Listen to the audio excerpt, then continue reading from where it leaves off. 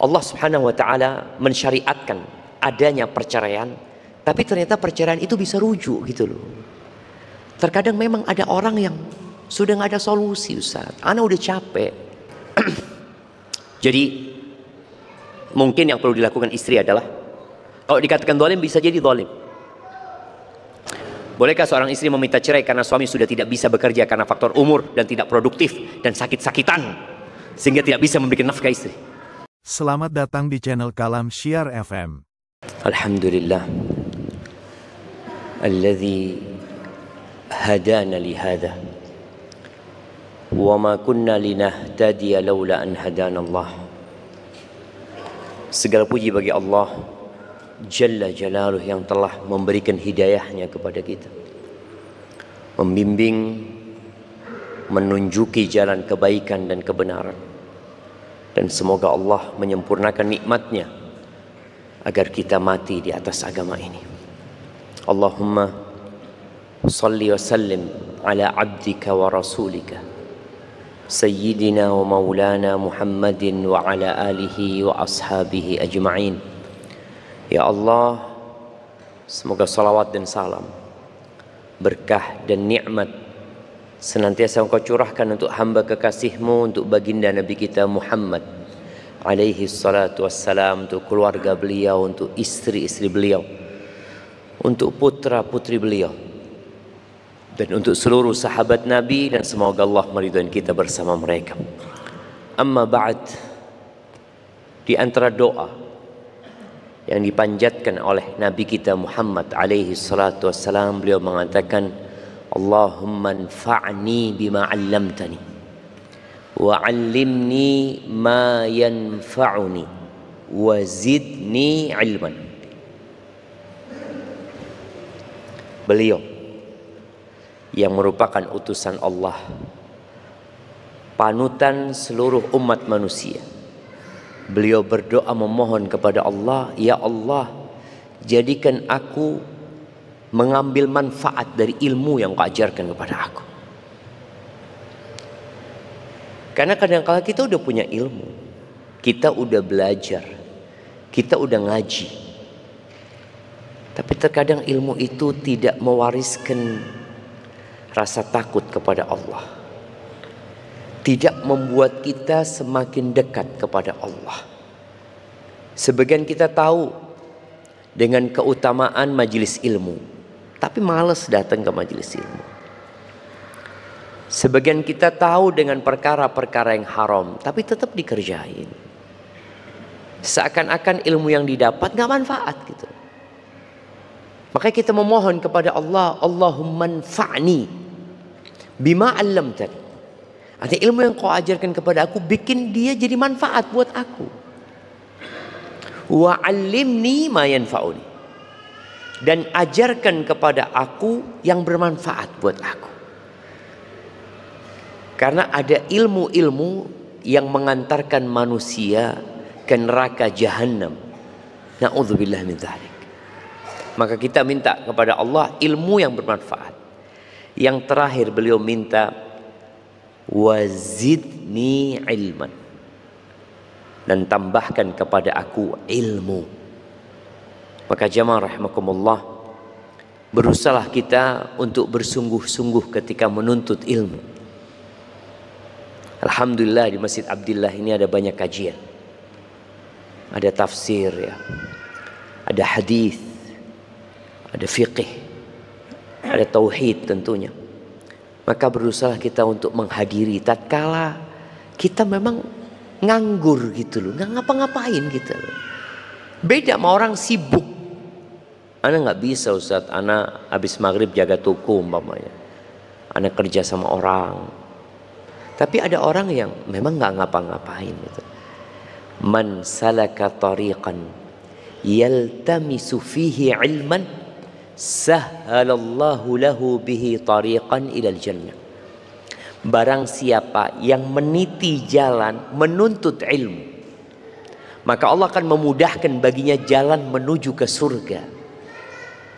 Dan keutamaan orang yang berilmu dibanding dengan orang yang ahli ibadah, antum tahu tuh, berulang kali dengar Ustadz menyampaikan itu, Fadlul alimi 'alal 'abidi ka fadlil qamari lailatal badri 'ala sairil kawakib.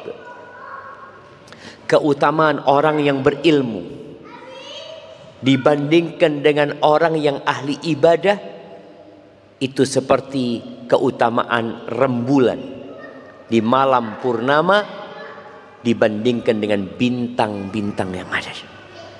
Di riwayat lain dikatakan kafadli ala adnakum, seperti kemuliaanku dibandingkan orang yang paling rendah di antara kalian. Karena para nabi itu tidak mewariskan emas dan perak, enggak ada. Emas dan perak itu warisannya Fir'aun, warisannya orang-orang kaya itu emas dan perak, dan mereka tinggalkan emas dan perak. Sedangkan warisan yang ditinggalkan Nabi Muhammad alaihi salatu wasallam adalah al-ilm. Beliau mengatakan wal ulama warasatul anbiya. Para ulama itu pewaris para nabi. Para nabi itu lam yuwarithu dinaran wala dirhaman wa innama warathul ilm.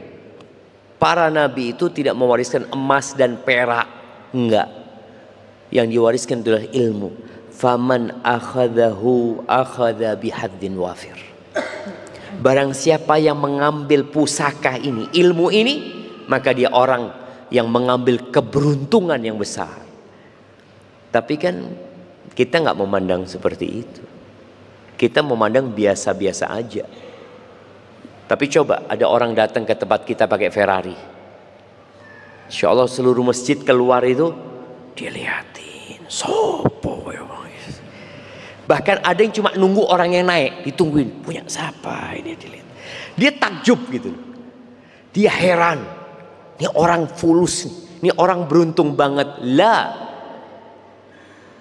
yang beruntung sekali orang yang dapat warisannya Nabi alaihissalam. Karena warisan itu dibawa mati. Ketika antum dikubur sana akan ditanya, man rabbuk, ma dinuk, man nabiyuk. Barakallahu fiik. Alhamdulillah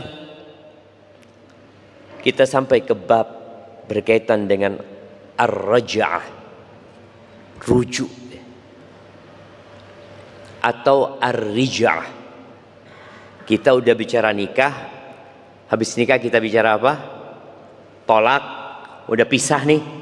Sekarang kita bicara rujuk lagi nih. Subhanallah ya, indahnya agama Allah ini.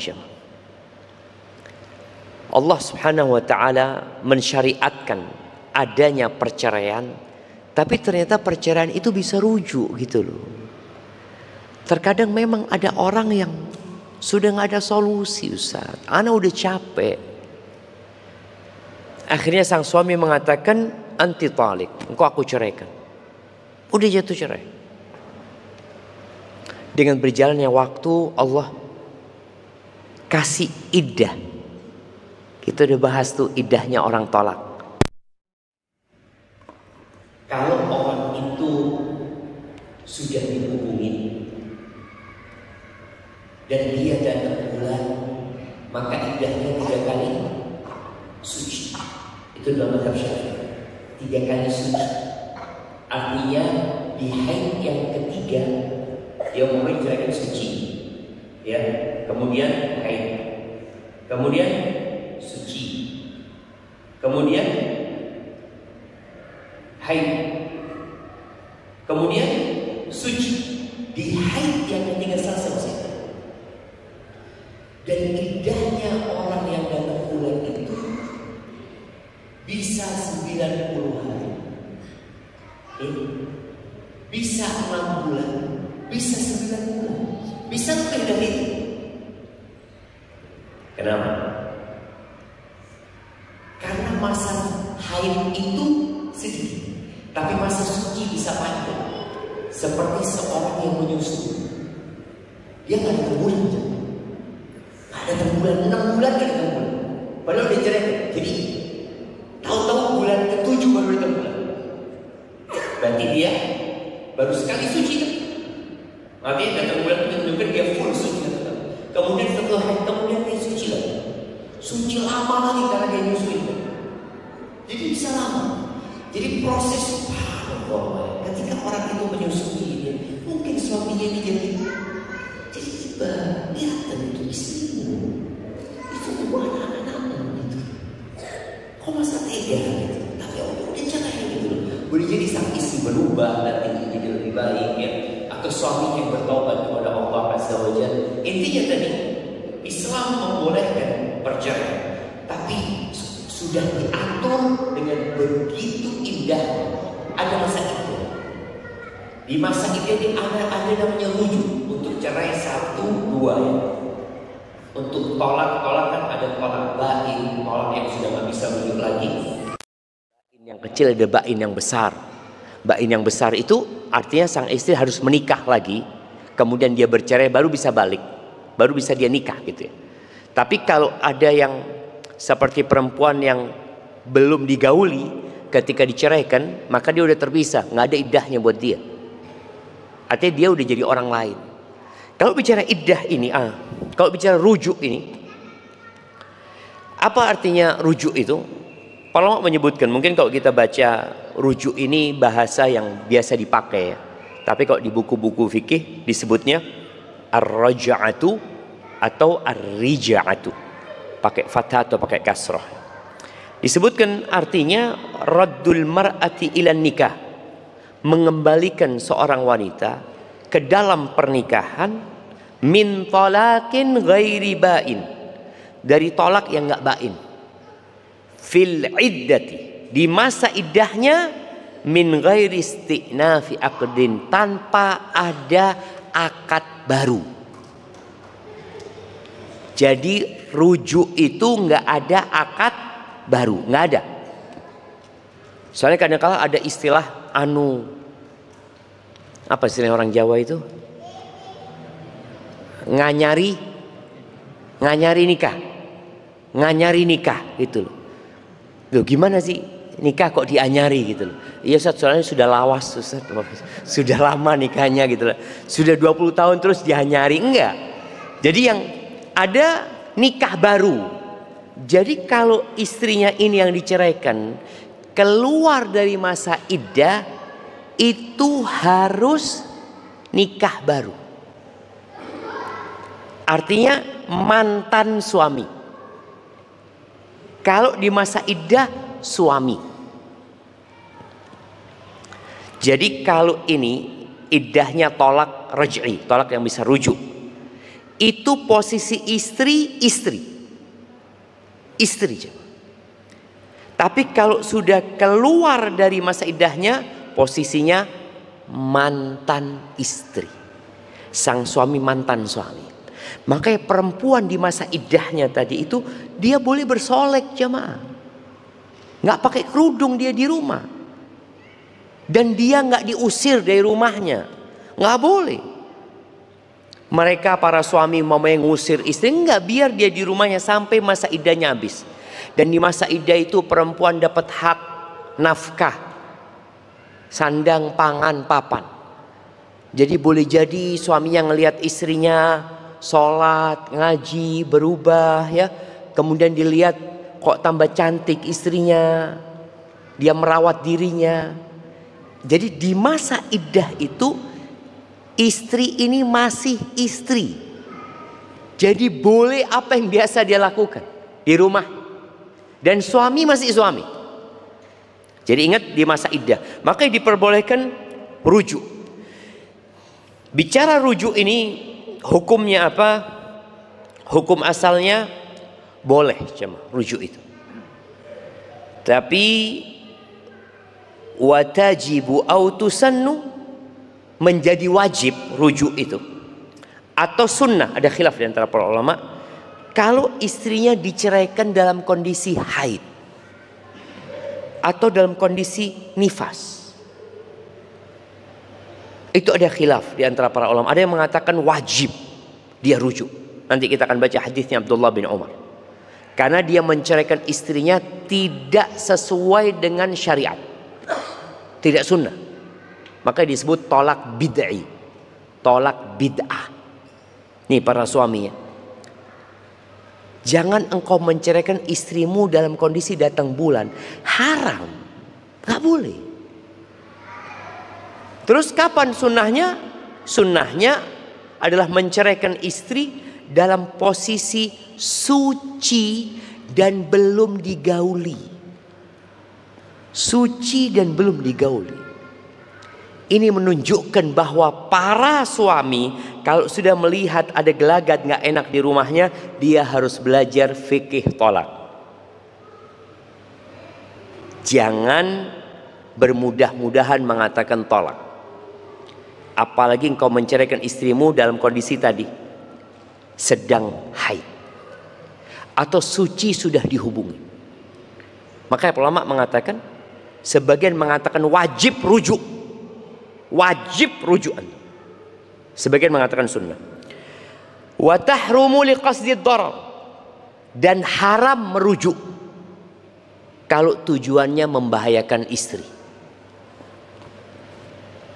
Bagaimana rujuk tujuannya membahayakan istri?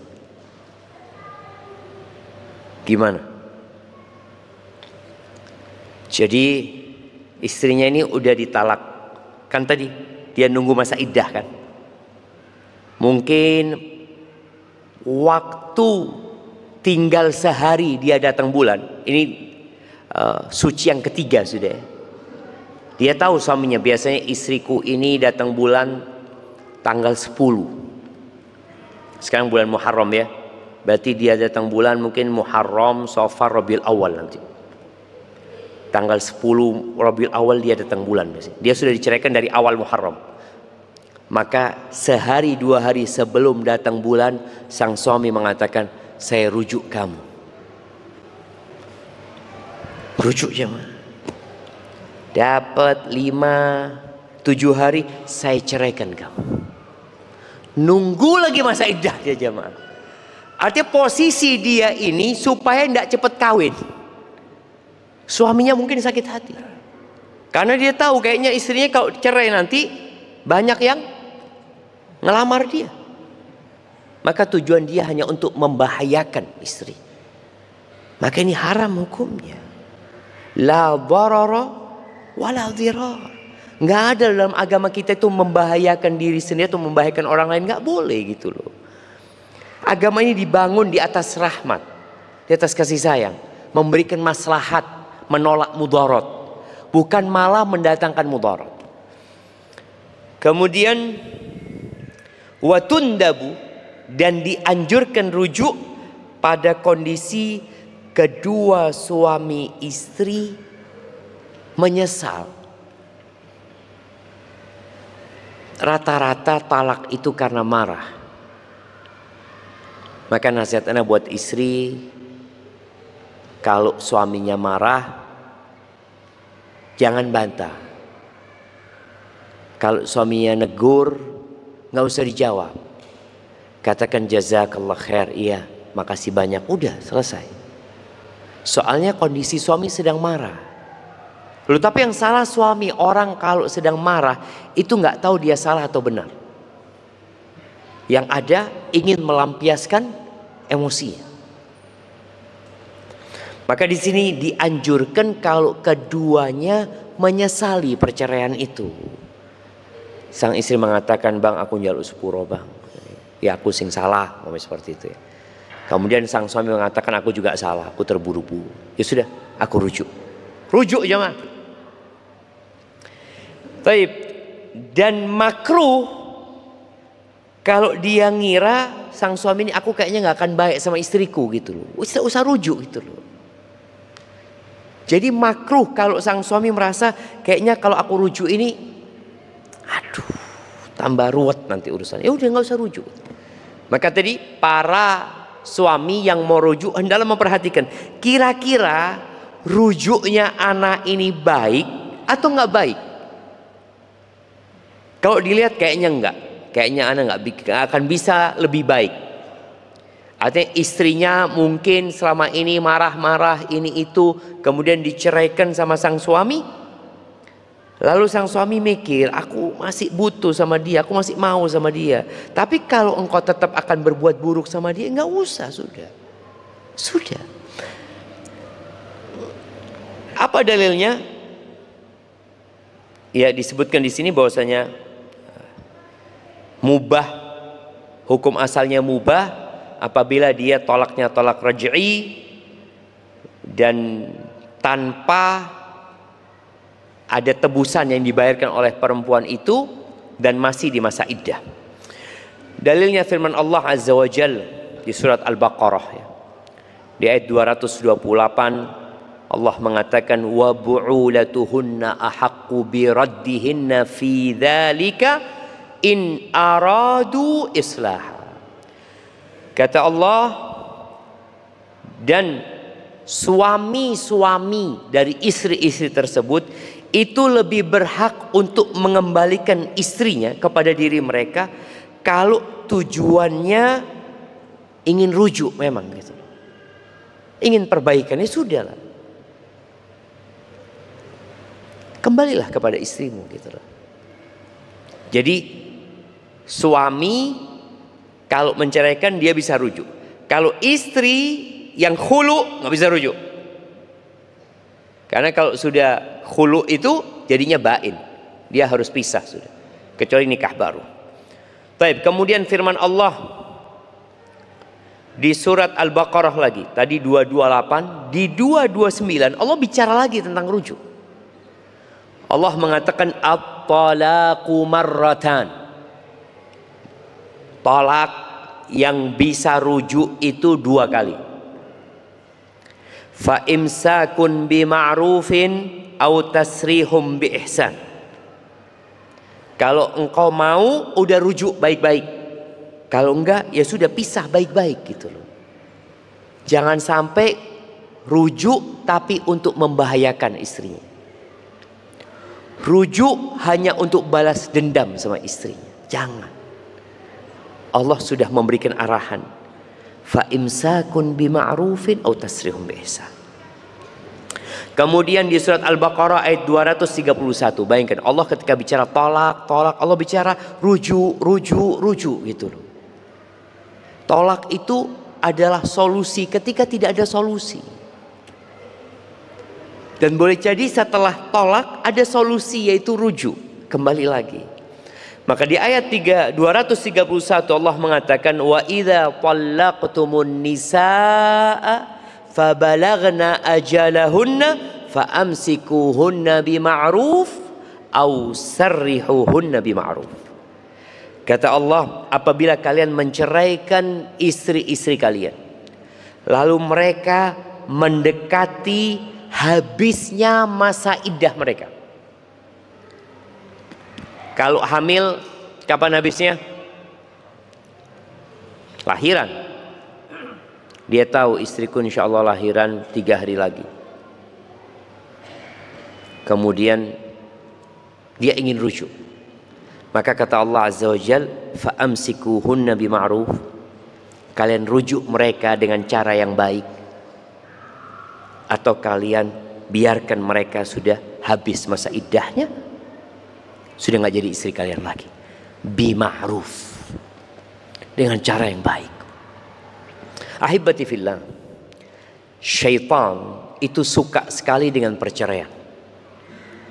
Oleh karena itu Allah Azza wa Jalla membuat aturan-aturan agar perceraian itu kalaupun harus terjadi tetap dengan cara yang ma'ruf. Maka tolong ya buat orang tua yang mungkin dia duda, yang mungkin dia janda, gara-gara perceraian, jangan sampai anakmu jadi korban. Oh pasti jadi korban Ustaz. Enggak. Yang menjadikan mereka korban kadang-kala bapaknya sendiri, ibunya sendiri.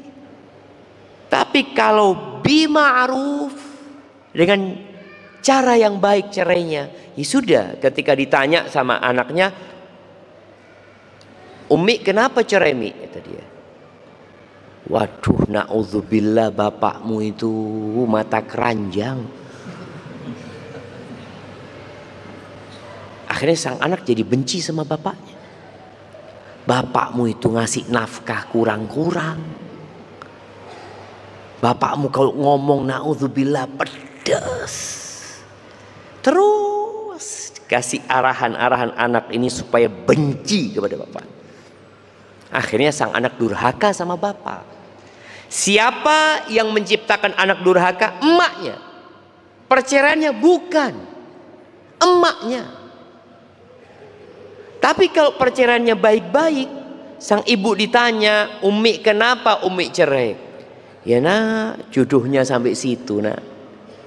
Jodohnya sampai situ. Semua sudah ada takdirnya. Ya ketika nggak bisa dilanjutkan ya mau gimana. Mudah-mudahan babamu itu hidup lebih bahagia di sana dan kita bahagia di sini. Ini anak ketika dengar itu dari uminya, dia tetap akan cinta sama babanya. Umpamanya sang ayah tidak memberikan nafkah, ya sudah, nggak perlu sang ibu ini menjelek-jelekkan bapaknya kepada anaknya. Sudah sang bapak, gimana? Kerja engkau untuk menghidupi anak-anak. Allah kasih rizki. Wa man yattaqillaha yaj'al lahu makhrajan wa yarzuqhu min haitsu la yahtasib. Barang siapa yang bertakwa kepada Allah. Ini ayat ada di surat Tolak. Ayat ini, wa man yattaqillaha yaj'al lahu makhrajan, itu di surat At-Tolak. Dan memang sedang berbicara tentang perceraian. Barang siapa yang bertakwa kepada Allah, Allah akan kasih solusi. Karena sebagian perempuan ketika diceraikan, Ustadz gimana Ustadz ya? Anak ini hanya ibu rumah tangga Ustadz. Anak ini nggak punya apa-apa Ustadz. Anak nggak dikasih apa-apa sama suami. Mungkin memang engkau ditakdirkan cerai supaya engkau kembali kepada Allah Azza wa Jalla. Boleh jadi selama hidup ini engkau bergantung sama suami, bersandar sama suami, lupa sama Allah pemberi rizki. Maka tadi yang bertakwa kepada Allah, Allah akan kasih solusi. Wa yarzuqhu min haitsu la yahtasib. Allah akan kasih rezeki dari arah yang tidak disangka-sangka. Selama ini kau berpikir suami kerja gaji lah. Berapa banyak rezeki yang kita dapatkan dari arah yang tidak disangka-sangka. Maka itu di surat perceraian. Maka tadi jangan sampai perceraian itu anak jadi korban. Ya sudah, yang pisah itu cuma suami istri. Hubungan anak sama ibunya, hubungan anak sama bapaknya tidak pernah berubah. Sampai kapanpun iki bapakmu. Sampai kapanpun ini ibumu. Ya Allah, banyak cerita jemaah. Ada seorang anak perempuan ngomong, Ustadz, anak itu kalau ketemu sama abah ana dimarahi sama umi ana, dan umi ana langsung jatuh sakit. Gara-gara anaknya jumpai bapaknya. Loh, ini anak wajib berbakti sama bapaknya, walaupun bapaknya kafir. Apalagi bapaknya cuma pendosa. Wah, kita semua pendosa. Jangan sampai itu anak jadi durhaka, kesian tuh anak. La yadkhulul jannah aqo, nggak masuk surga anak yang durhaka. Udah di dunia susah, di akhirat masuk neraka. Na'udzubillah. Maka tadi tolong, kalau anak ikut sama bapaknya ya ngomong. Ada ibu-ibu yang na'udzubillah, yang jadi pelacur ada. Sampai sang anak itu nemuin ibunya di hotel. Dia kesian sama bapaknya. Ya udah, kalau harus berpisah, pisah, tapi tetap anak ini tahu ibumu sejelek apapun, dia adalah ibundamu. Yang ketika Nabi SAW ditanya, siapa manusia yang paling berhak mendapatkan kebaktianku? Ibumu. Qultu thumma man? Ibumu. Ummuk. Thumma man? Ummuk. Ibumu lagi gitu. Maka jangan sampai anak-anak jadi durhaka. Baik, jadi fa'imsakun bima'ruf atau tasrihum biihsan. Engkau kalau mau rujuk baik-baik, kalau nggak bisa baik-baik sudah. Rasulullah SAW pernah menceraikan salah satu istrinya. Siapa? Siapa jemaah?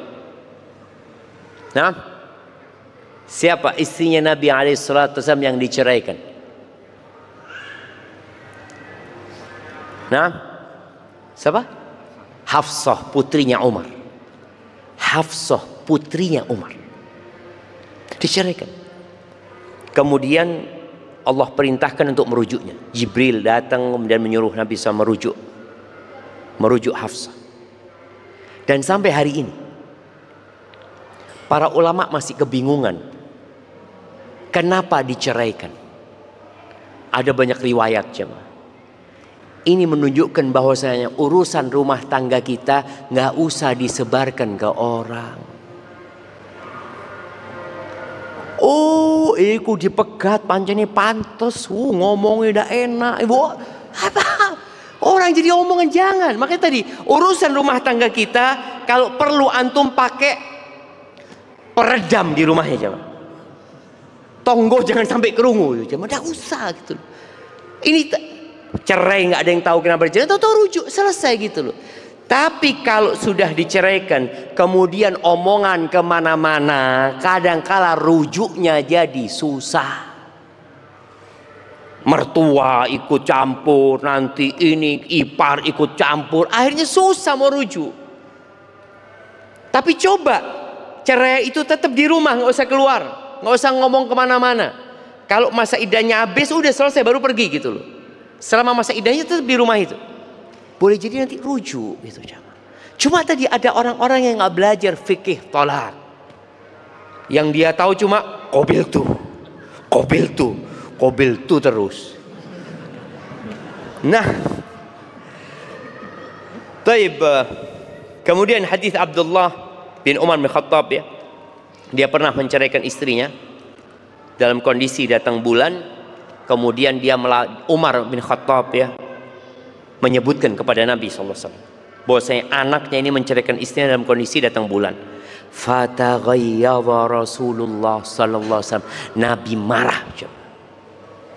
Maka tadi dikatakan haram hukumnya menceraikan istri dalam kondisi datang bulan. Walaupun pendapat jumhur ulama tetap perceraiannya jatuh cerai. Ketika Nabi alaihi salatu wassalam dapat kabar bahwasanya Ibnu Umar menceraikan istrinya dalam kondisi haid, maka Nabi berkata sallallahu alaihi wasallam kepada Umar, murhu falyuraji'ha hatta tahidha haidatan ukhra mustaqbalatan siwa haidatiha allati talaqaha fiha. Suruh dia merujuknya sampai istrinya ini haid lagi. Jadi diceraikan dalam kondisi haid. Berarti nunggu suci. Habis suci haid. Nanti selesai haid yang kedua ini, kalau dia memang mau menceraikan, dia ceraikan sebelum dia menyentuhnya. Bayangin. Jadi orang mau ceraikan itu masih mikir ini kapan selesai datang bulannya. Karena dengan dia berpikir, dia jadi sadar apa memang perceraian itu solusi gitu. Bukan karena emosi tahu-tahu cerai lah. Kata Nabi SAW, fadzalika talaq lil iddati kama amarallah. Itulah talak yang sesuai dengan iddah yang Allah sebutkan dalam Al-Quran. Ya ayyuhan nabiyyu idza talaqtumun nisaa fatalliquhunna li'iddatihin. Iddahnya itu yang dimaksud adalah diceraikan dalam kondisi suci belum dihubungi. Baik, kemudian hadis Fatimah binti Qais radhiyallahu anha qalat, Fatimah binti Qais ini datang kepada Nabi alaihi salatu wassalam. Lalu dia mengatakan, ana bintu Ali Khalid. Dia mengenalkan dirinya kepada Nabi SAW. Aku putrinya keluarganya Khalid. Wa inna zawji fulanan, dia katakan suamiku yang namanya fulan, arsala ilayya bi talaqi. Dia ngirim orang untuk menceraikan aku. Artinya dia diceraikan sama suaminya. Wa inni sa'altu ahlahu an-nafaqa was-sukna. Aku minta kepada keluarganya hakku hak nafkah dan hak tempat tinggal. Fa'abau alayya. Mereka nggak mau ngasih ya Rasulullah. Qalu ya Rasulullah. Mereka berkata, wahai Rasulullah. Jadi orang-orang itu mengatakan kepada Nabi SAW, innahu qad arsala ilaiha bi thalathi tatliqat. Masalahnya ya Rasulullah, suaminya itu sudah menceraikan istrinya udah 3 kali gitu loh. Qalat, faqala Rasulullah SAW, lalu Nabi SAW berkata, kata Fatimah, innaman nafaqah was-sukna lil mar'ati idza kana li zawjiha 'alaiha ar-raj'ah. Perempuan itu yang dapat nafkah, dapat tempat tinggal, itu kalau tolaknya bisa rujuk. Berarti kalau nggak bisa rujuk, nggak ada hak nafkah, jemaah. Di sini perempuan juga perlu tahu ya. Nafkah perempuan itu apa? Apa jemaah? Nafkah buat perempuan itu sandang, pangan, papan. Apakah wajib bagi suami membelikan tas buat istrinya? Wajib nggak? Nggak wajib. Baik, memberikan uang saku kepada istrinya, wajib nggak? Wajib nggak jemaah? Enggak, itu termasuk ihsan. Itu termasuk berbuat baik sama istrinya. Yang wajib itu memberikan nafkah. Artinya pakaian, kasih pakaian yang layak, makan yang layak. Ketika dia memang fulus, kasih yang layak, tempat tinggal yang layak. Itu haknya sandang, pangan, papan. Uang saku ini adalah kebaikan suami. Anda perlu mengingatkan ini. Kadang-kadang ada perempuan yang merasa suaminya zalim. Merasa zalim. Ustaz, suami ana Ustaz, kalau orang tuanya dibelikan ini, aduh Masya Allah, sama ana Ustaz, aduh bakhilnya Ustaz. Ana tanya, anti dikasih nafkah nggak? Ya dikasih sih. Dikasih berarti anti nggak dizalimin. Betul. Kalau suami anti berbakti sama orang tuanya, anti dukung. Masya Allah bang, berbagilah sama ibumu bang. Semoga diberkahin. Lama kelamaan suami ini akan baik sama istrinya. Tapi kalau terus ngomongin tentang orang tuanya suami, sakit hati suami gitu. Padahal sang suami tidak menzalimin istrinya. Tidak menzalimin istrinya. Maka yang dibicarakan nafkah, yang diminta oleh Fatimah ini nafkah sama tempat tinggal. Maka Nabi SAW mengatakan enggak, engkau sudah tolaknya, tolak nggak bisa rujuk, maka nggak ada hak nafkah. Baik. Kemudian apakah ketika dirujuk perempuan ini bisa minta mahar lagi? Udah nih ditalak ya, dapat sebulan 2 bulan suaminya rujuk. Kata sang istri, bang, kalau mau rujuk bang, mahar dulu bang. Enggak ada mahar jam. Kenapa? Karena statusnya istri. Makanya ketika di masa iddah itu, nih para suami nih, kalau kepingin rujuk sama istrinya, jangan sampai keluar masa iddah. Kalau keluar, aduh bayar meneng. Iya. Kalau sudah keluar maka dia harus melamar lagi. Dia sama seperti orang lain, nggak ada bedanya. Tidak ada bedanya.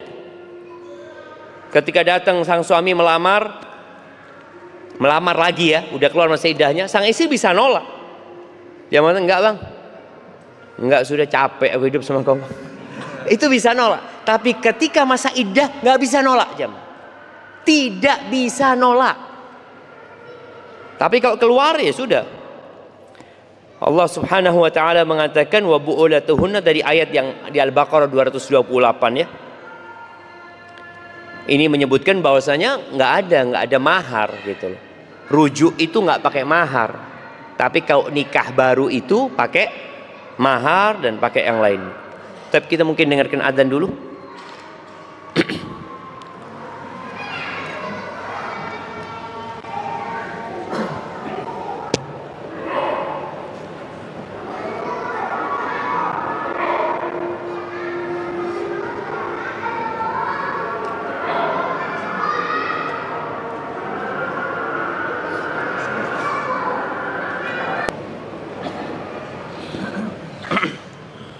Allahumma salli wa sallim ala nabiyyina Muhammad raditu billahi rabba wa bil islami dina wa bi Muhammadin sallallahu alaihi wasallam nabiyya. Qala Ibnu Qudamah berkata, ar-raj'atu la taftaqiru ila wali. Rujuk itu nggak butuh wali. Wala sadaq, nggak ada mahar juga. Wala ridhal mar'a, tidak butuh keridhaan perempuan, nggak perlu. Wala ilmiha, nggak perlu istri juga tahu. Umpamanya dia ngomong sama suaminya, aku sudah rujuk istriku. Istri di rumah nggak tahu, ya sudah rujuk siapa? Udah rujuk. Bi ijma'i ahlil ilm. Ini menurut ijma', kesepakatan para ulama. Maka kadang-kadang ada perempuan yang nggak mau dirujuk. Enggak wis, nggak mau aku. Loh, nggak perlu mau, nggak mau tak rujuk gitu loh. Karena dia posisinya istrinya. Maka ada pembahasan para ulama. Perempuan itu ketika dia di masa iddah, menurut bisa diceraikan lagi. Karena dia masih istrinya. Dia bisa dizihar. Nanti ada pembahasan zihar. Zihar itu seorang suami mengatakan kepada istrinya, engkau seperti punggung ibuku. Dia mengharamkan istrinya. Atau li'an, yang dia menuduh istrinya berzina. Itu bisa terjadi karena memang dia statusnya istri selama masa iddahnya belum habis. Barakallahu fiik. Itu mungkin yang dapat kita kaji pada kesempatan kali ini. Anda lihat ada banyak pertanyaan di sini jemaah, insyaallah.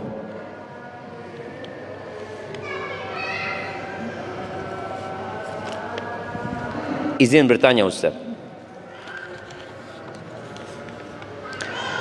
kenapa seorang ayah selalu bersikap sensitif atau negatif thinking ketika anaknya mau dilamar? Padahal saya niatnya baik, ingin mengajak ibadah nikah. Betul mereka ingin yang terbaik untuk anaknya, tapi kenapa melontarkan pertanyaan yang tidak layak? Pernah ada yang bilang itu karena trauma, takut anaknya diperlakukan sebagaimana dia memperlakukan istrinya. Mohon nasihatnya Ustaz, apa yang harus Anda lakukan? Jujur saya hampir putus asa. Udah keliling 7 lapis bumi dan trauma menghadapi wali wanita. Ya, kita nih jamaah kalau mau melamar tolong bercermin. Jadi anak nih pantas nggak dapat ini. Kadangkala kita yang lupa. Orang itu punya standar masing-masing. Kalau tadi yang antum jumpain adalah orang tua yang sensitif, teman-teman antum enggak. Buktinya mereka nikah aman-aman saja gitu. Berarti ada masalah. Jadi ketika memang dia melontarkan pertanyaan, coba antum lihat apa yang dipermasalahkan di diriku oleh orang tua itu. Kalau ternyata satu, oh berarti masalahnya di aku gitu loh. Aku punya masalah berarti. Maka kita jangan berburuk sangka kepada mereka. Yang kita lakukan adalah berbaik sangka sama diri, berbaik sangka dengan mereka, berburuk sangka dengan diri kita sehingga kita bisa memperbaiki diri. Umpamanya ada orang anak kayaknya susah dapat gadis, Ustaz. Ya, kenapa ya? Karena anak udah umur juga. Umpamanya anak fulus juga nggak banyak. Ya sudah cari janda. Jadi diturunkan standarnya jamaah. Umpamanya anak kepinginnya dapat yang S1, Ustaz. Antum S berapa? Ya belum lulus S1 sih. Antum lulus 1 belum. Paling enggak anak kayaknya lulusan SMA enggak apa-apa. Jadi standar-standar antum itu tolong diturunin. Sehingga insya Allah ketemu. Dan lebih baik menikah dengan yang cocok ya daripada antum maksakan diri naik kelas ya. Kalau di dunia tinju itu ada kelas-kelasnya gitu ya. Jadi kalau orang kelas umpamanya 60 kilo terus naik ke 70 kilo, kadang-kadang babak belur dia. Enggak, anak mau nyoba gitu loh. babak belur gitu loh. Jadi lebih baik di kelas kita. Itu lebih tenang tadi. Kita lebih tenang. Maka nasihat ana kepada antum lihat kayaknya yang ana lamar ini seperti apa sih? Pernah kita punya kawan di Madinah. Waduh, dia punya standar tinggi sekali jamaah. Ana maunya gini, maunya gini. Akhirnya suatu hari kita ketemu sama abang kita. Bang, gimana bang? Dapat yang kayak gitu? Aduh, nggak dapat kata dia. Akhirnya buang ini. Yang penting sudah perempuan dan soleha, sudah bismillah, sudah kata dia. Kan ada enggak? Ana mau yang tingginya 173, putih, beratnya 60. Masya Allah. Antum berapa beratnya? Baik, jadi tadi kita perlu introspeksi diri kita, dan boleh jadi memang belum ditakdirkan jodohnya antum. Maka tatkala ada musibah yang menimpa antum, seperti yang antum ceritakan, yakin bahwa hal itu sudah ditulis. Itu menjadi takdir antum. Antum bersabar, semoga dengan itu dihapuskan dosa-dosa, diangkat derajatnya, dan boleh jadi Allah memang sedang menguji kesabaran antum. Jangan sampai putus asa, jangan putus asa dari rahmat Allah Azza wa Jalla.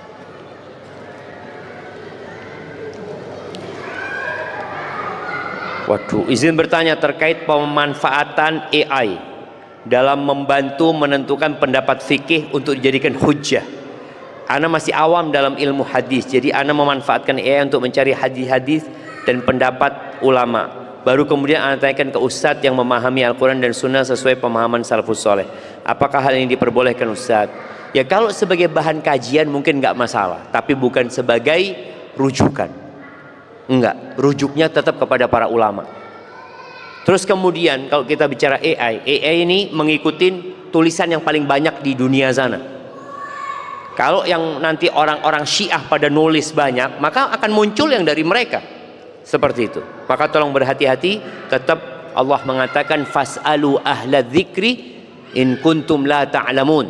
Tanyakan kepada ahlu dzikir, kepada para ulama ketika kalian tidak mengetahui. Jadi AI dimanfaatkan untuk pengkajian satu permasalahan ya. Kemudian kembali kepada kitab-kitab yang disebutkan di sana. Karena kadangkala yang dia sebutkan ya nggak benar ketika dirujuk kepada kitab tersebut, atau memang informasinya salah yang didapat oleh AI, maka tetap perlu balik ke kitab-kitab para ulama. Barakallahu fikum. Assalamualaikum warahmatullahi wabarakatuh. Izin bertanya Ustaz, apa yang harus ana lakukan? Ini baru terasa ketika anak-anak sudah berangkat mondok. Sejak dulu ana selalu merasa apa yang sudah ana lakukan dan berikan untuk dia adalah yang terbaik. Ternyata ana sudah zalim kepada anak-anak. Anak-anak sering ana marahin, bentak, dan selalu ana salahkan apabila dia berselisih dengan adiknya. Terlalu banyak kebaikan yang tidak ana lihat dari anak-anak ini, sehingga semuanya baru terasa ketika anaknya sudah di pondok. Betapa ana sangat tidak bersyukur atas rezeki berupa anak yang baik, berbakti kepada orang tua. Anak-anak meskipun begitu selalu tetap sayang dan patuh kepada ana. Tetapi setelah ana ingat, seringkali dia seperti tertekan dan sedih. Ana benar-benar baru menyadarinya setelah dia mondok, dan ana sangat-sangat menyesal. Apa yang harus ana lakukan untuk menebus semua kesalahan ana? Jazakallah khairan. Semoga Allah mengampuni perbuatan ana kepada anak ana. Semoga anak ana memaafkan ana. Allahu Akbar jemaah. Iya, kita tuh orang tua, marah itu boleh, tapi marah karena sayang, bukan marah untuk melampiaskan emosi. Maka biasanya orang tua kalau marah melampiaskan emosi nanti menyesal, karena dia memang sedang melampiaskan emosinya. Tapi kalau marahnya diukur sama dia, anaknya mau dipukul, karena memang dalam agama ada pendidikan dengan memukul, tapi memukulnya dengan kasih sayang, dengan harapan dia berubah, nggak ada masalah. Tapi kalau sudah dengan emosi, ya kesian anak itu jadi tertekan memang.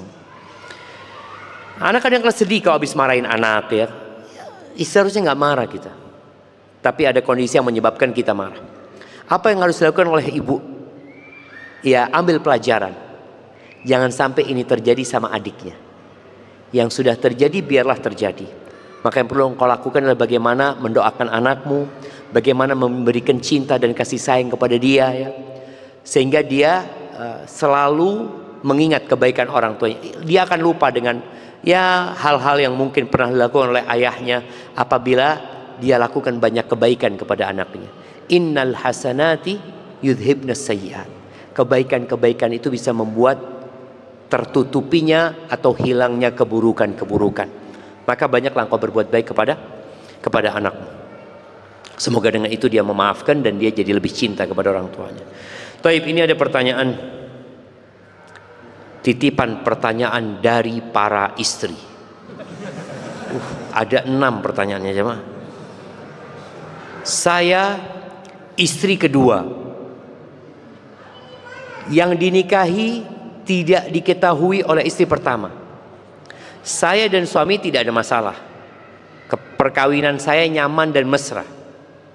Begitu istri pertama mengetahui pernikahan kami, suami saya meninggalkan saya begitu saja tanpa pesan karena istri pertama menyuruh menceraikan saya.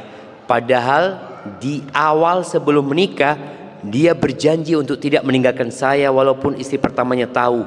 Setelah 1 bulan saya ditinggalkan, saya dicerai melalui kiriman surat tanpa pernah bertemu lagi. Apakah suami zalim kepada saya, Ustadz? Bagaimana bapak-bapak? Nah, jadi mungkin yang perlu dilakukan istri adalah, kalau dikatakan zalim bisa jadi zalim karena dia tidak memberikan nafkah kepada istrinya. Dia tidak memberikan jatah mabit kepada istrinya. Anda nggak tahu ada kesepakatan apa di antara mereka berdua. Tapi kalau tadi tahu-tahu ditinggal ya, karena ketahuan sama istri pertamanya, akhirnya diceraikan. Nasihat ana kepada perempuan yang jadi istri kedua untuk lebih bersabar. Karena memang poligami ini dianggap apa ya? Dianggap pengkhianatan. Sampai kadang-kadang bahasanya selingkuh ya. Suaminya selingkuh, padahal enggak, dia nikah lagi. Halal dalam agama.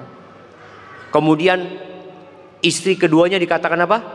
Pelakor ya. Akhirnya kan ini merusak rumah tangganya orang, ini itu macam. Itu terjadi di masyarakat. Maka nasihat anak kepada para istri kedua untuk lebih bersabar. Ketika kondisi suaminya tadi, mungkin dia takut. Bukan dia takut sama istri pertamanya, tapi dia takut rumah tangganya berantakan. Boleh jadi di situ ada banyak maslahat. Boleh jadi dia berpikir yang ini istrinya masih belum punya anak, yang di situ ada anaknya mamanya, ada 3. Ada banyak yang dipertimbangkan. Atau boleh jadi ada suami-suami ini yang dia nggak mampu memberikan nafkah kepada istri keduanya. Istri pertamanya saja dia kasih nafkah nggak lengkap, artinya nggak sempurna dikasih nafkah. Lalu dia kawin lagi jemaah, ketahuan sama istri pertamanya, bang, listrik ana yang bayar bang. Tahu nanti kawin lagi gitu kan. Ini sebuah kezaliman. Kezaliman, dia punya kewajiban memberikan nafkah kepada istrinya, tahu-tahu dia kawin lagi padahal dia belum memberikan nafkah yang baik kepada istri pertamanya. Maka kalau dikatakan zalim, boleh jadi suami ibu zalim. Tapi ya udah, ketika anti diceraikan, jangan akhirnya dada anti jadi sesak.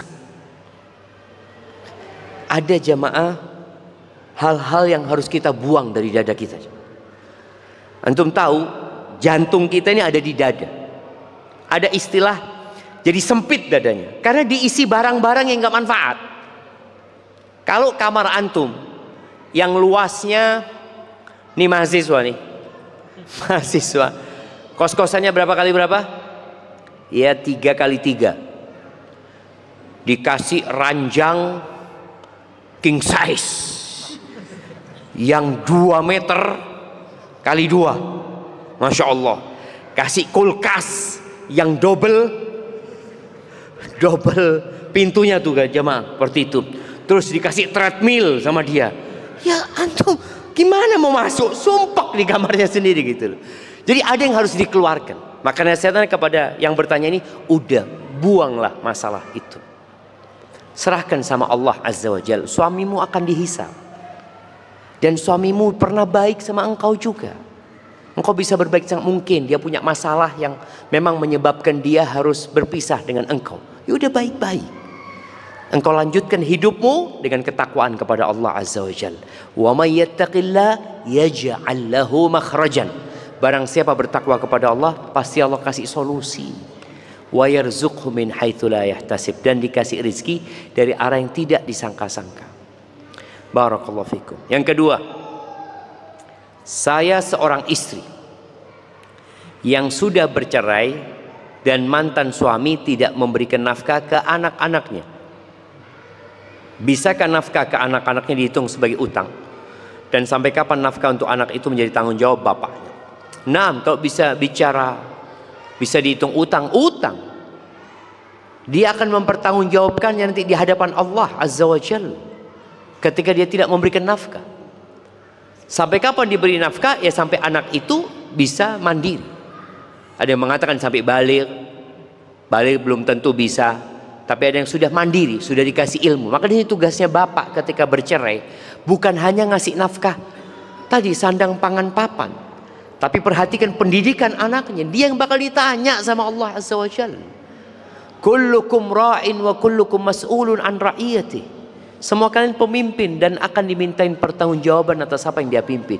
Jangan berpikir dengan bercerai sudah dia ikut emaknya, berarti emaknya yang tanggung jawab. Enggak, engkau bapaknya gitu loh. Engkau bapaknya. Dihitung utang bisa ketika nanti bapaknya sudah kaya. Ini loh nafkah selama hidup anak-anak itu sama aku, habis uang 500 juta, balikin.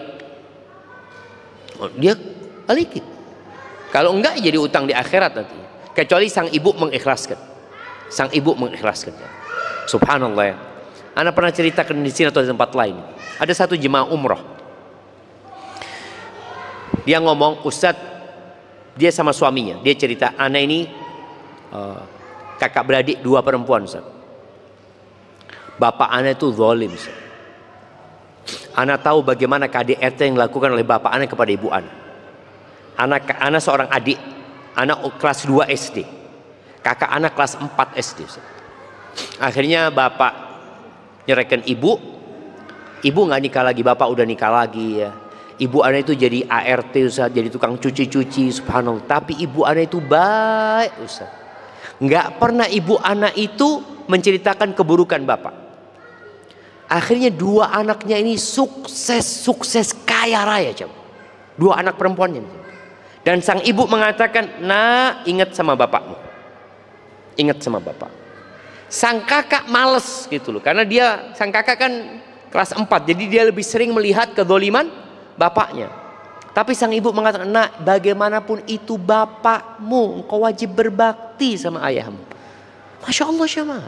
Jadi ibu yang soleha ini melahirkan anak-anak yang diberkain sama Allah Azza wa Jalla tadi. Dan tanpa harus durhaka kepada orang tuanya. Ketiga, bagaimana cara istri kedua menikah siri menggugat cerai suami karena suami zalim, tidak memberikan nafkah dan tidak berlaku adil karena suami tidak mau menceraikan. Ya, yang seperti ini agak sulit memang. Nikahnya itu harus diitsbat nikah dulu. Maka nasihat ana, berangkatlah ke penghulu, ke KUA, sampaikan. Nanti mereka yang akan mengurusi. Karena kondisinya dia ini nggak bisa khulu kecuali suaminya mengatakan iya. Kalau suaminya nggak mau, maka pengadilan yang menetapkan hal itu. Maka hendaklah engkau berangkat ke KUA, sampaikan kondisimu, nanti akan dikasih solusi insyaallah. Barakallahu fikum. Ustadz, bagaimana jika suami memberi nafkah hanya sekedar sebagai syarat, dia minta dilayani? Kadang ngasih, tapi itu pun nggak cukup buat makan. Cuma 10.000 sehari. 6 jemaah. Seorang suami yang tidak memberikan nafkah kepada istrinya, tidak mencukupi sandang pangan papan itu, apakah istri boleh menolak ajakan suami? Boleh. Ada 3 hal yang bisa dia lakukan. Yang pertama, dia tetap melayani suaminya. Dan Nafkah yang tidak dia berikan dihitung utang, dihitung hutang. Nanti ketika suaminya dapat warisan atau apa, dia klaimkan, nggak apa-apa, karena selama ini istrinya yang, mamanya istrinya yang kerja ini tuh. Yang kedua, dia melayani suaminya dengan niat sodakoh sama suaminya. Artinya nafkah yang tidak diberikan sama suami, udah dia dapat rezeki dari tempat lain, dia hitung sodakoh. Yang ketiga, dia tidak melayani suaminya karena dia harus bekerja ini dan itu. Karena suami itu punya kewajiban memberikan nafkah kepada istrinya. Ketika sang istri dikasih nafkah, sang istri punya kewajiban melayani suaminya. Tapi kalau sang istri disuruh kerja, nyari duit sendiri, tahu-tahu suami duduk-duduk ya, dipanggil istrinya, sini. Loh, cek enak betul loh jemaah. Makanya di beberapa budaya dan tradisi itu, naudzubillah, istri disuruh dipekerjakan jemaah. Istri dipekerjakan. Islam nggak kayak gitu. Islam mewajibkan suami memberikan nafkah dan mewajibkan kepada istri untuk melayani suami. Ini yang ana fahami di beberapa penjelasan para ulama. Tapi tadi boleh jadi yang utama, kalau suaminya baik ya ini itu, ya dia lain lah suaminya. Insya Allah dia dapat pahala sedekah. Tapi kalau suaminya udah nggak baik, udah nggak ngasih nafkah, maka sang istri tadi boleh dia tidak melayani suaminya, dikarenakan suaminya tidak memberikan nafkah kepada dirinya. Hadza wallahu a'lam bissawab. Bolehkah seorang istri meminta cerai karena suami sudah tidak bisa bekerja karena faktor umur dan tidak produktif dan sakit-sakitan sehingga tidak bisa memberikan nafkah istri? Kalau boleh aja ya. Boleh. Habis manis sepah, Ibang, aduh wes bungkus aja. Ya kalau boleh. Jadi karena suami tidak memberikan nafkah kepada istrinya tadi, boleh dia menggugat cerai suami. Tapi apakah itu solusi? Wallahu a'lam. Karena kalau ada yang istrinya masih muda, ya suaminya udah tua, sedangkan sang istri ingin dilayani, ya dia boleh, daripada dia terjebak dalam perzinaan, dia bercerai. Yang terakhir, teman saya menikah lagi dengan selingkuhannya. Setelah mendengar ceramah Ustadz, beliau langsung ingin bertobat dan ingin cerai sama istrinya. Padahal sudah punya anak dan baru umur 3 bulan. Apakah boleh seperti itu Ustadz cara bertobatnya? Ya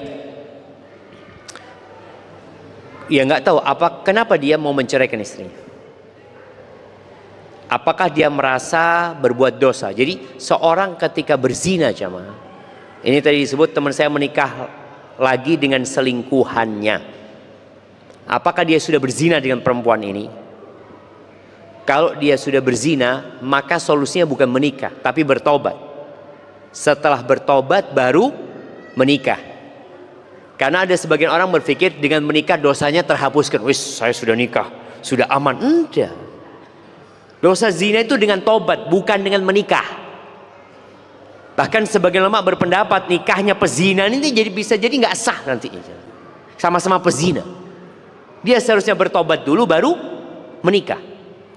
Maka Anda nggak tahu dia dengar ceramah Anda yang mana, kemudian dia ingin cerai sama istri yang keduanya ini. Boleh jadi dia salah, mungkin langkah. Sudah, dia hendak bertobat kepada Allah Azza wa Jal, kemudian memperbaiki hidupnya. Kalau ternyata dia ini menceraikan istrinya karena merasa kayaknya Anda nggak bisa berlaku adil, boleh jadi sehingga dia melakukan perceraian daripada dia nanti masuk neraka gara-gara ketidakadilan dia. Ya nggak tahu, boleh ditanyakan kepada suaminya, kenapa engkau mau menceraikan? Poin mana yang memang mengharuskan kita berpisah? Tanyakan baik-baik kepada laki-laki tersebut, kepada suaminya itu. Dan sekali lagi, na'udzubillah minaz zina, jemaah. Tidak ada alasan seorang laki-laki berzina. Setelah Allah mengatakan fankihu ma tabalakum minan nisa mathna wa thulatha wa ruba. Nikahilah yang baik-baik dari wanita yang kalian sukai 2, 3, 4. Lalu kau berzina. Na'udzubillah. Makanya Allah murka sekali, jemaah. Tidak ada dosa yang hukumannya lebih menakutkan daripada hukuman orang yang berzina. Kalau dia sudah nikah dirajam sampai mati. Pembunuh dibunuh, tapi dirajam sampai mati. Agar semua sel-sel di tubuhnya, syaraf-syaraf di tubuhnya merasakan sakit. Karena ketika dia berzina, dia merasakan semua kenikmatan itu dengan seluruh tubuhnya. Ada seorang teman kita mahasiswa dari Afrika. Waktu kita bahas masalah hukum zina, dia tanya, "Syekh," kata dia, "kalau orang mencuri dipotong tangannya, orang membunuh dibunuh, kenapa orang berzina nggak dipotong aja kemaluannya?" Kata Syekh, itulah hikmah Allah Azza wa Jalla. Yang merasakan kenikmatan itu bukan hanya kemaluannya, seluruh tubuhnya. Maka seluruh tubuhnya harus merasakan azab itu. Na'udzubillah min dzalik. Ini pertanyaan terakhir. Ana ingin bertanya Ustaz. Kebetulan saya mengajak istri saya. Mohon nasihat untuk istri saya Ustaz. Kalau saya nasihat susah Ustaz. Sudah berkali-kali saya nasihatin, tetap kembali lagi. Nasihati dalam istri saya sering melihat media sosial yang banyak drama-drama atau sinetron. Saya sudah menasihat untuk melihat yang bermanfaat untuk syariat Islam, seperti kajian. Dan satu lagi Ustaz, kalau istri saya bicara dengan saya, terkadang suaranya tidak lembut. Kalau dengan orang lain lembut Ustaz. Ya, ini kebanyakan nonton drakor ya. Ya, buat para istri ya, ingat suamimu surgamu atau nerakamu. Dan istri yang soleha itu adalah yang nurut sama suami. Bukan hanya yang cantik, bukan hanya yang pintar, tapi nurut. Fasalihatu qanitat.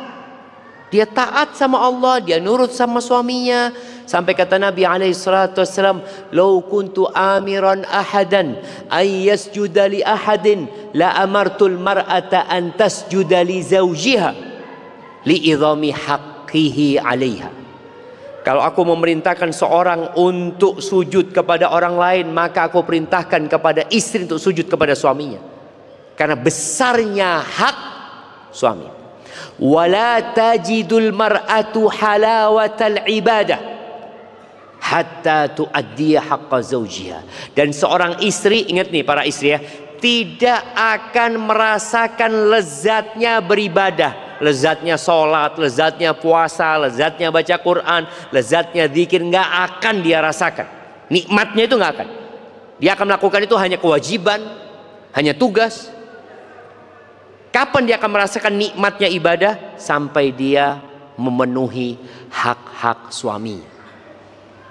Maka kalau istri antum dikasih nasihat antum nggak mau, apalagi ana gitu loh. Siapa antum Ustaz? Suami ana nggak ana dengerin, padahal dia surga sama neraka ana gitu. Ya, ana harap para istri untuk jadi lebih baik lagi. Semoga, memang capek ya, taat sama orang lain itu capek cuman. Nurut sama suami, aduh apa sih? Engkau nggak ngelahirkan aku juga gitu. Kadang-kadang seperti itu. Tapi ingat, setelah akad nikah, qabiltu nikaha wa tazwijaha, maka dia jadi surga dan neraka. Jangan sampai kau masuk neraka gara-gara nggak nurut sama suami. Padahal sholatmu banyak, padahal puasamu banyak, tapi masalahnya nggak nurut dan tidak taat sama suami. Tidak menghargai suami, tadi suaranya lebih keras dari suami, teriak-teriak. Lah, tolong yang lembut sama suaminya. Kalau sama orang lain nggak apa-apa tegas. Sama suaminya, bikin suaminya selalu teringat dengan kata-katanya. Tapi kata-kata yang indah jemaah ya. Itu yang dapat Anda sampaikan, kurang lebihnya mohon maaf. Subhanakallahumma bihamdika asyhadu an la ilaha illa anta astaghfiruka wa atubu ilaik. Assalamualaikum warahmatullahi wabarakatuh.